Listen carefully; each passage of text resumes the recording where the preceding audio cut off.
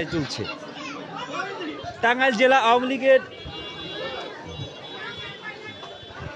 দর্শক আপনারা দেখছেন যে টাঙ্গাইল জেলা আওয়ামী লীগের সভাপতি তার বাসায় কিন্তু এই মুহূর্তে এক পাশে অগ্নিসংযোগ, অপর পাশে ভাঙচুর এবং কি অপর পাশে তার বাসায় থাকা যে তৈজসপত্র জিনিসপত্র সেগুলো কিন্তু যে যার মতো করে নিয়ে যাচ্ছে। আমরা যেমনটা এই যে ছাত্র জনতার আন্দোলন সংশ্লিষ্টদের অনেকের সাথে কথা বলেছি, তারা জানিয়েছেন যে এই আন্দোলনে কিন্তু মূলত যে বিগত সরকারের সময়ে 17 বছরের এই দীর্ঘ সময় বিভিন্ন ধরনের যে কষ্ট লাঞ্ছনা গঞ্জনা তাদের পেতে হয়েছে, তারই বহিঃপ্রকাশ কিন্তু এই মুহূর্তে আমরা দেখছি টাঙ্গাইল জেলা আওয়ামী লীগের যে বাসভবন, সেই বাসভবনে। তা আমরা ইতিমধ্যে দেখেছি যে বাসভবনের সামনের দিকটায় কিন্তু যে গেট মেন ফটক, সেই ফটকটা ভাঙা হয়েছে এবং কি এই ভবনের একটা অংশ ভাঙা হয়েছে। অপর পাশে আগুন কিন্তু জ্বলছে, আগুন ধরে দেওয়া হয়েছে এবং কি আমরা দেখছি যে যার মতো করে এই বাসায় থাকা যে জিনিসপত্রগুলো সেগুলো কিন্তু নিয়ে যাচ্ছে। যেটা আমরা জুলাই আগস্টের বৈষম্য বিরোধী ছাত্র আন্দোলনের যে গণ অভ্যুত্থান, সেই অভ্যুত্থানে যে দেখেছি।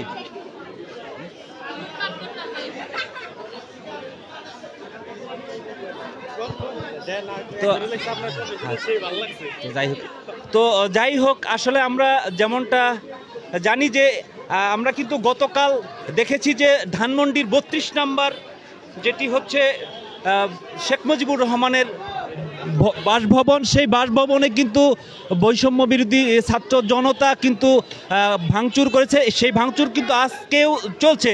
তো তারই ধারাবাহিকতায় কিন্তু টাঙ্গাইলের যে ছাত্র জনতা, সেই ছাত্র জনতা কিন্তু প্রথমে জেলা আওয়ামী লীগের অফিসে ভাঙচুর চালিয়েছে এবং কি বর্তমানে এই মুহূর্তে কিন্তু আমরা দেখছি যে জেলা আওয়ামী লীগের যে সভাপতি তার বাসায় কিন্তু ভাঙচুর চালিয়েছে এবং কি এক পাশে আগুন জ্বলছে, আগুন জ্বালিয়ে দিয়েছে, মূল ফটকটা কিন্তু ভেঙে দিয়েছে এবং যে যার মতো করে এই বাসা থেকে কিন্তু বিভিন্ন ধরনের তৈজসপত্র তারা নিয়ে যাচ্ছে। তো এমনটাই দেখেছি আমরা। আরেকটা কথা বলে রাখি যে গত জুলাই আগস্টের যে বৈষম্য বিরোধী আন্দোলন, এই আন্দোলনে কিন্তু যে ধানমন্ডির 32 নম্বরে কিন্তু আগুন ধরিয়ে দেওয়া হয়েছিল। সেই আগুন ধরানোর পর সেই ধানমন্ডির 32 নম্বর একটি কাঁঠাল গাছ ছিল, সেই কাঁঠাল গাছ কিন্তু পুনরায় আবার পুনর্জীবিত হয়েছে। পুনর্জীবিত হওয়ার পর আমরা যেমনটা জেনেছি যে ছাত্রলীগ বা যুবলীগ বা আওয়ামী লীগের পক্ষ থেকে একটা পোস্ট দেওয়া হয়েছে, সেই পোস্টে উল্লেখ করা হয়েছে যে ছাত্রলীগ আওয়ামী লীগ আবার নতুনভাবে এই কাঁঠাল গাছের মতো করে ফিরে আসছে। তো তারই ধারাবাহিকতায় সেই ক্ষোভ থেকেই কিন্তু এই ছাত্র জনতা এই ধরনের অগ্নিসংযোগ বা ধানমন্ডির 32 নম্বরে যে ভাঙচুর সেটা করেছে। আর তারই ধারাবাহিকতায় এই মুহূর্তে টাঙ্গাইলে জেলা আওয়ামী লীগের যে অফিস, সেই অফিস এবং কি জেলা আওয়ামী লীগের যে সভাপতি তার বাসায় কিন্তু ভাঙচুর চলছে, অন্যদিকে অগ্নিসংযোগ চলছে।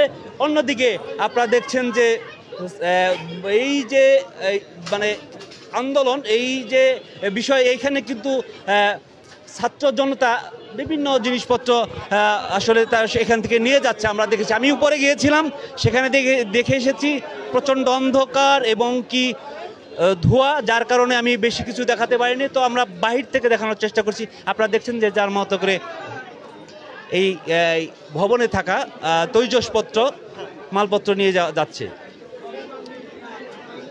এটি মূলত আসলে 16-17 বছরের যে আওয়ামী লীগের দুঃশাসন, সেই দুঃশাসন এর যে বহিঃপ্রকাশ, সেই বহিঃপ্রকাশই কিন্তু এটা হচ্ছে।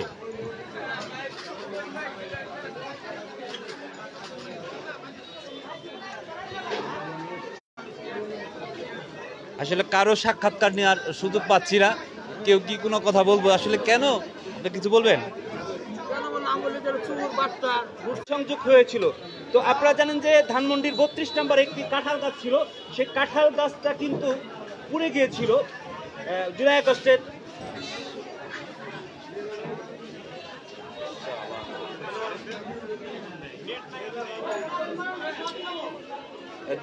আগস্টের যে গণঅভ্যুত্থানে সেই ধানমন্ডি 32 নম্বরে কিন্তু অগ্নিসংযোগ করা হয়েছিল। সেখানে একটি কাঁঠাল গাছ ছিল এবং সেই কাঁঠাল গাছটা কিন্তু রিসেন্টলি আবার পুনর্জীবিত হয়েছে।